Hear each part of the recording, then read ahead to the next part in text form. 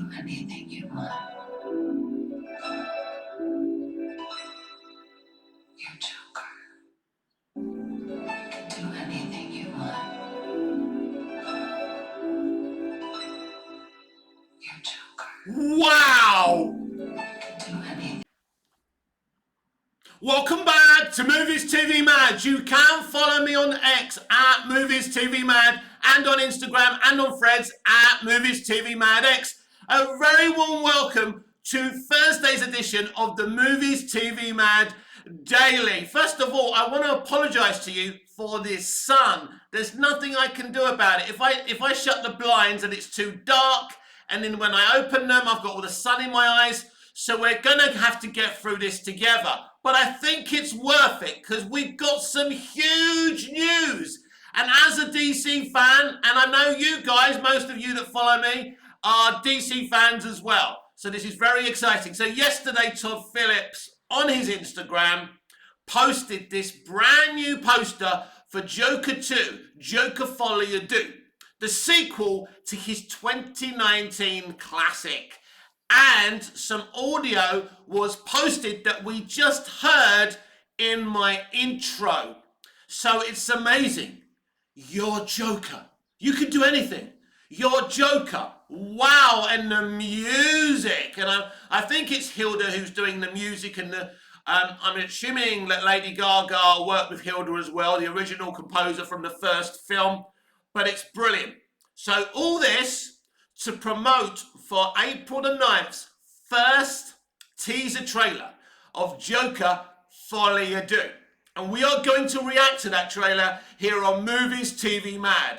Of course we are, and I'm going to do it as badly as ever. Then forget everything I've just seen and not be able to do a breakdown for you because I'm crap. But I make up for it with passion, don't I? Don't I? Anyway. So I'm very, very excited for this movie. This is going to be the Harley and Joker love story in live action we've been waiting for. No, not the Poison Ivy and Harley love story, if they want to do that afterwards. But this story must come first. To appreciate the pure love between Harley and Poison Ivy, you've got to appreciate the toxic relationship between Joker and Harley.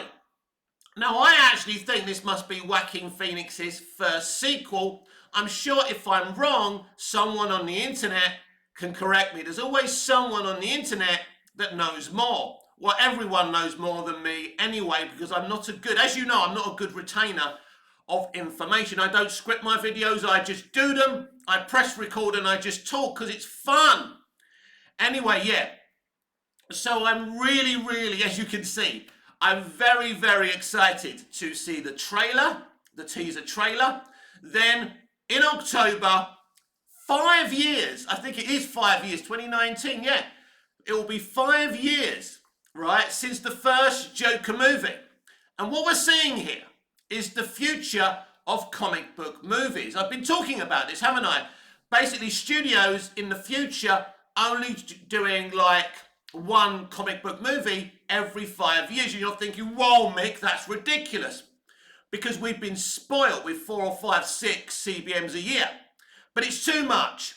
And the comic book movie gravy train is over, everyone. The trend is over, and it's time to see, to seeing one in a blue moon.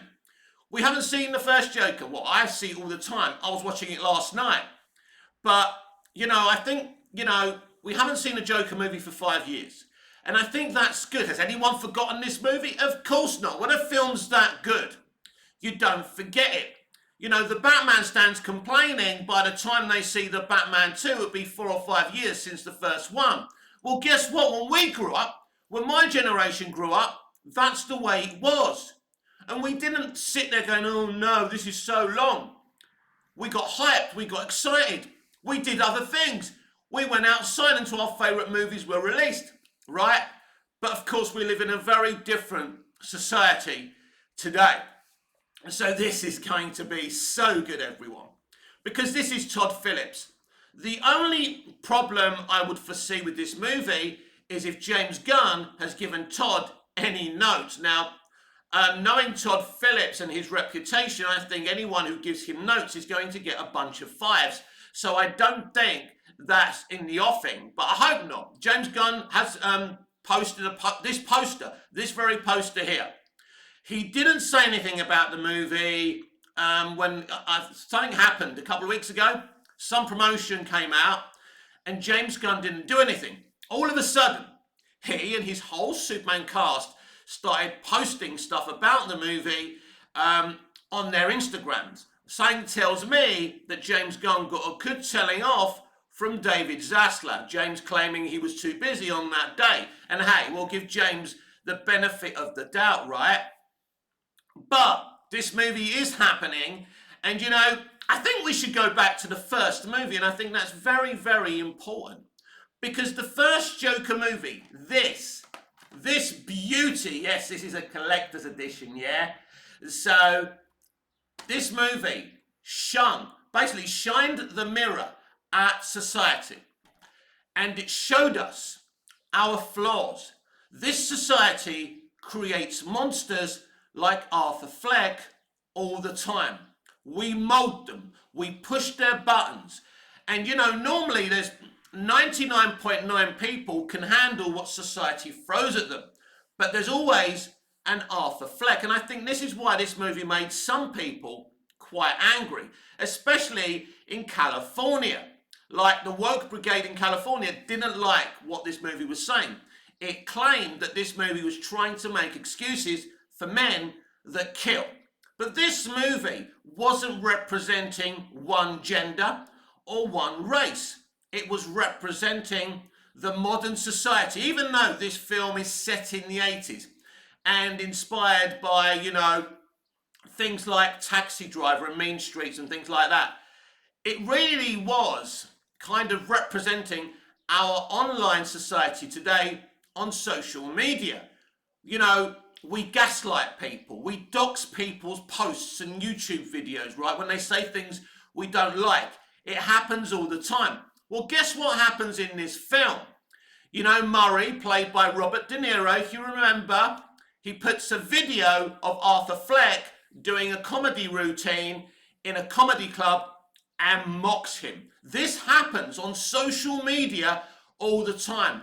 We mock each other. And as I say, I'm just as bad as anyone else. I don't think about the damage that my words do when I quote tweet someone, when I react to somebody else's opinion. I just leave them behind, don't I? I don't think about it. This is what we all do. And this is what happens. Think about it very, very carefully, right? There's, you know, Murray is Arthur's hero. He even fantasizes about watching the show and Murray calling him on stage and saying to him, I used to look after my mum, when the audience laughs at him for still living with his mum. And, you know, he says, I would give up all my success to have a son like you. And, you know, this is all a fantasy. And if we're honest, how many of us have had fantasies about the people we look up to respecting us, right? But we're ordinary people. We're balanced. We're not going to take it any further than that, than our vivid imaginations. And Arthur Fleck takes it to another level. This is a guy with mental illness problems, right? Mental health problems. His mother's boyfriend, basically abused him, tortured him. She lied to him. She adopted him, lied to him, and in the end, he murders his own mother. But this is what Todd Phillips did in this film. He showed us what society does to weak people. And Arthur Fleck is a weak people who can't survive in this society as himself. So it's hard enough to be someone like Arthur Fleck, but then to be mocked and to be doxxed by someone he idolizes. And in the end, he looks up to this guy. In the end, he murders someone he looks up to. There's a lot of irony in that, and it's very, very brutal. But it is a mirror image of today's society.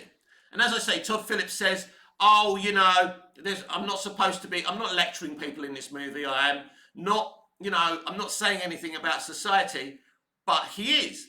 The first Joker movie is very clearly saying something about our society. and it's very, very powerful. It's a great movie, but it's also, for me, very depressing to watch at times because it's so true to life. All you have to do is go down your social media, timeline and see how much hate and anger, how we all react to each other's opinions. It's all there. And as I say, I'm not free of this. I'm just as bad as everybody else. Of course I am. I'm reactive. I'm passionate. I'm a very opinionated son of a bitch. We all are. Some people don't go on social media. Good for you. I mean, they're the people I respect who, have the willpower not to actually go on social media. I think most of us on social media have a huge ego, and most of us who post on social media have a huge ego. I certainly have. We want the world to know our opinions. We want the world to hear our voices because we think that makes us relevant. We think that rewrites history. Of course it doesn't. So it's a great movie. It's an amazing movie. And I think the outrage from some who were in denial about what Todd Phillips is saying about our very society got angry. And what do all extremists and propaganda merchants do? They spread fear and hate. They said, if you go and see this movie, you could end up being shot and killed. What does society do? Well, if you tell someone not to do something, they do it all the more. And these extremists help the movie get to $1 billion. So what are they going to try and scare people about this movie? What kind of propaganda? Because they're not going to like what this movie represents, which is a toxic relationship. Thankfully, these people didn't grow up in the era of Den and Angie and EastEnders or JR and Sue Ellen. They would have kittens. They would absolutely have kittens. But this is the kind of thing I like to see because, most relationships, let's be honest, most romantic relationships do end up being toxic. They either begin toxic or they end toxic. Real people in the real world know this, right? So it's very, very interesting how Todd Phillips is going to depict this relationship. Now, also in terms of it being a musical, and I think it's got about 15 musical tracks in this movie. Now, I don't know if, the 15 tracks are all singing and dancing from Joaquin and Lady Gaga, or some of it's just music playing over the film. So I'm still not sure how much of a musical it is. Now, all the rumours are that it is a proper musical. I'm fine with that. It's unique, it's fun. But are the singing moments all in Arthur Fleck's head? That could be the thing, that this is part of his fantasy. We know he fantasized and imagined a lot of things in the first Joker movie.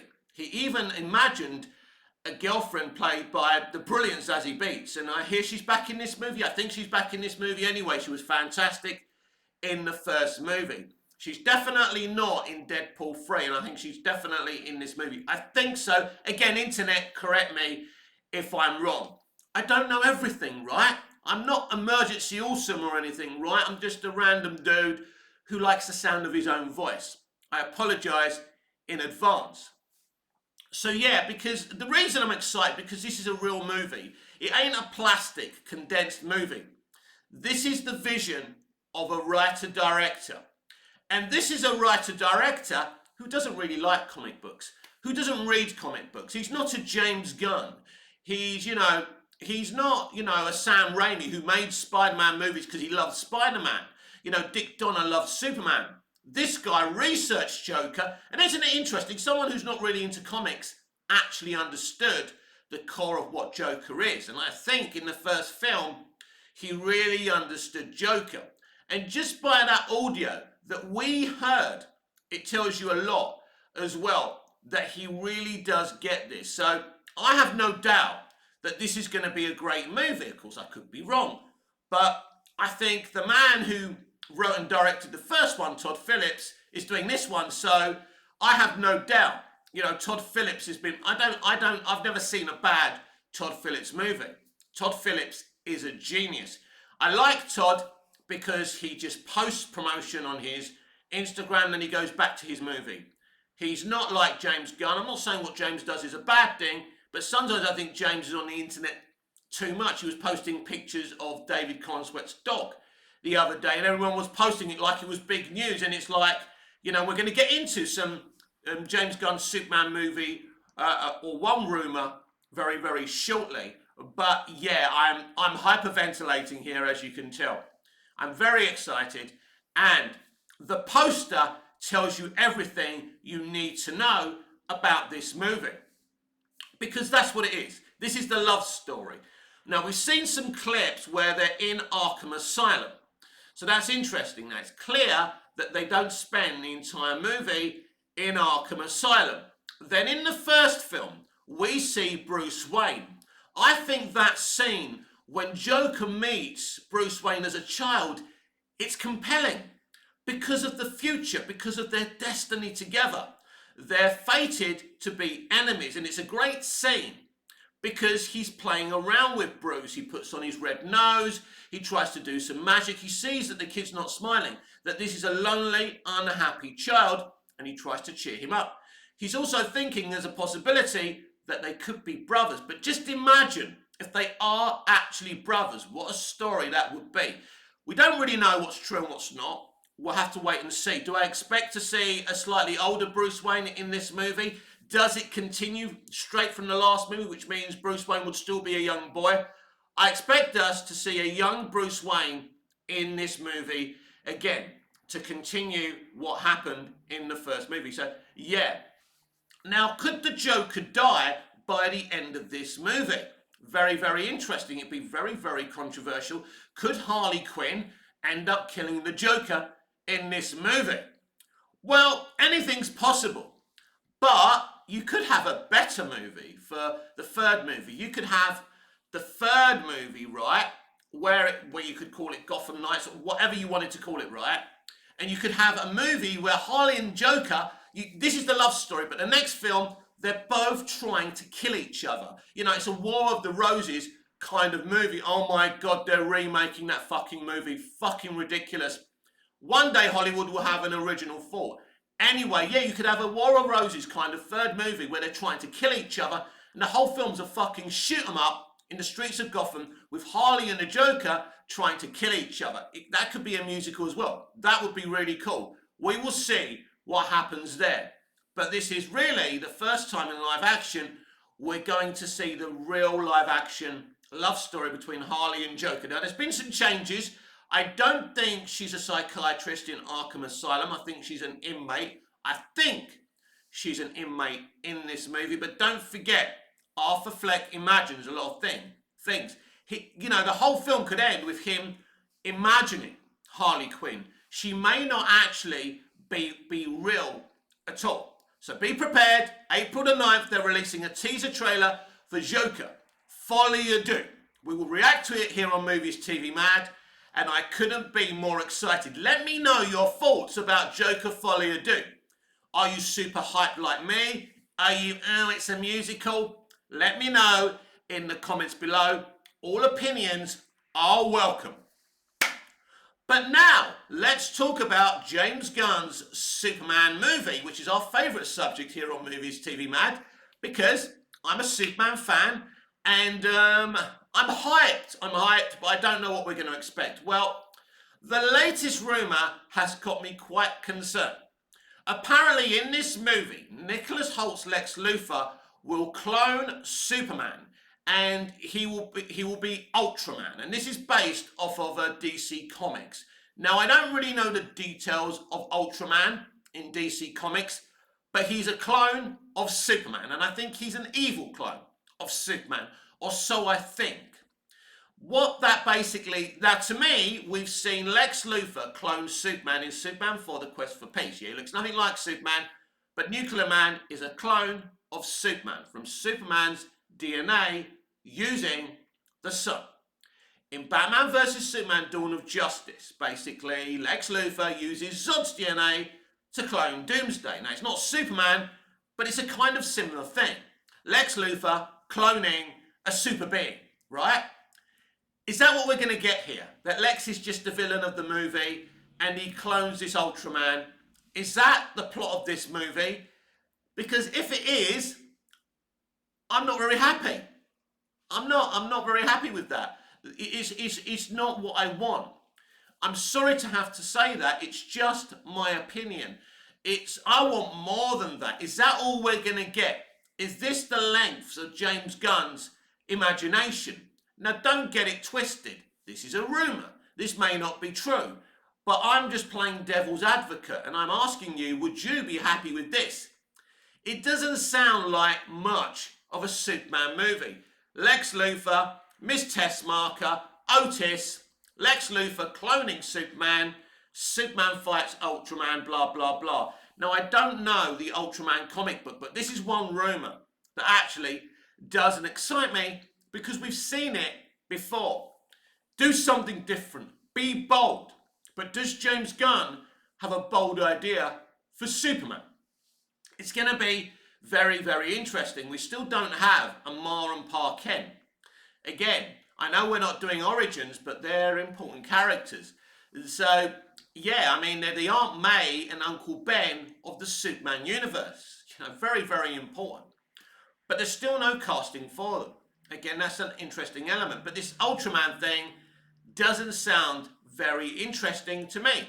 Now, if he's doing this, when it gets on film, I may change my mind. I may see it on film and say I like it. And then you lot will do what you normally do to me and call me a flip-flop.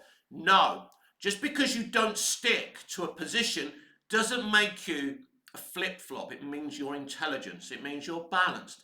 And you're happy to admit when you're wrong. Not about being a flip-flop. Just because I say one thing now, if I've just spent 20 minutes saying, oh my God, Joker 2 is going to be amazing, right? I may go and see it and think it's shit. That don't make me a flip-flop. It just means I'm being honest. I only set this channel up to be honest. I was fed up of everyone crowding out my views with their loud voices in their big YouTube channels and content, platforms. So I wanted to have a voice. My voice is a very small voice. All right, I've got a loud voice. But in terms of popularity, I don't get out on that YouTube algorithm a lot. And that's okay. But having a platform is about stating an opinion. I'm not here to be a Warner Brothers, a BBC drone, a Disney drone when it comes to Doctor Who, right? I'm not here to arse-lick famous creatives, famous actors. I'm here to be honest, right? And I'm honest about everything I say. My opinions are my opinions. And I'm telling you right now, this Ultraman idea doesn't tick my boxes, doesn't float my boat, isn't my cup of tea. And as I say, when it gets on that cinema screen and I go off to Nicosia here in Cyprus, if I'm still living in Cyprus by then, and I see it and I sit there and thinking, wow, this is actually quite good, wow. And I'm enjoying this and this is fun, I'll tell you that. I'm not going to stick to a position, right? I don't stick to positions. I move with the change, with situations as they change. And that's okay. I mean, I've heard about films in the past and this is going to be shit, I'm not going to watch this. I go and watch it and I like it. And people go, well, you're a flip-flop. No, we can't stick, we can't be stubborn. If we change our minds, it's okay to change our minds. How many times have you met a girl or a girl's met you or you've met a boy or whatever, right? You don't like them at first and then you end up falling in love with them, right? Happens all the time, right? Does that make you a flip-flop? Of course not. So at this moment in time, I don't like this rumour about Ultraman. Now, it'd be very interesting if James Gunn denies this rumour. He never confirms rumours. He wouldn't. He can't just dish out spoilers about the movie. Because, I mean, these people on Threads are asking him all day, what about this? What about that? People are just tagging him for attention all day. And, yes, I tag him now and again because I think if I'm going to make a point about someone, let me tag them. So I'm not being two-faced, right? So he knows I'm talking about him. Now, when I tag him, I don't say anything toxic. I'm honest. But I'm polite as well because I don't have the hate for James Gunn that some DC fans do. I'm willing to be balanced and wait to see what he dishes up. Let's say I hated McDonald's, but all of a sudden I thought, let me give them a chance, right? Let me see what their Big Mac and their milkshake's like. And I have the milkshake, Oh my God, this is a nice, thick, creamy strawberry milkshake. I do like their milkshakes, right? I was wrong about McDonald's, right? That's okay. So, and I know where a lot of people are coming from with James Gunn, but I can't go there as a fan. Because ultimately, that's why I'm called Movies TV Mad, as I tell you every single day, because I'm Movies TV Mad. I love it. Not the modern stuff so much, but I want to be, I want to be wrong about the modern entertainment industry. I want them to make something that thrills me. And now and again, they make damn good movies. Now and again, right? And when they do, it's a big surprise, isn't it now? So, I am open to James Gunn's Superman movie. He is making a Superman movie, but without a successful Superman movie, nothing else happens within his DC universe. And that's why I posted on Threads about him yesterday, and I tagged him. Did he tell me I was wrong? No, of course not, because I'm not wrong on that subject. I will die on that hill. If Superman flops, and it's not rocket science, if Superman flops, nothing else can happen. So it has to be successful. It's going to be very, very interesting. Look, I adore Superman. I want to see a great movie, and maybe Ultraman versus Superman is a great comic book story, and maybe it will work. But then, why is there a Hawk Girl? Why is there a Guy Gardner? Are they needed in this movie? So, is this true? Is this rumor true? I don't know. I think you may see some things that are not the main plot of the movie. I think you may see some things that kind of happen, but they're just things that happen within the movie rather than being the main plot. But it is interesting that we don't have a clue about main villains. And right now, the only villain that we know in this movie is actually Lex Luthor. And who is it from the Authority who's going to be in this movie? Is it the engineer? I always call her the mechanic. The engineer, right? It's the engineer, right? So she's a type of villain, but James Gunn said when he didn't like it when we all started calling her a villain, because we're not allowed to call one man a villain, because it's only men that do bad things. Well, in the Hollywood, LA, Californian bubble, that's how they think. Anyway, that's their problem. So I'm here. I'm waiting for this Superman movie, but this Ultraman rumor doesn't really, it's not something that excites me personally. But who knows, if this happens and we see Superman and Ultraman fighting on screen, maybe I'll change my mind. And also, if he's a Superman clone, does David Corenswet play both characters? Now, this may be where the Bizarro rumor came from, which I spoke about the other day. And it's, the rumor said that David will play both characters, which is very, very challenging. And if any actor can do it, he can do it.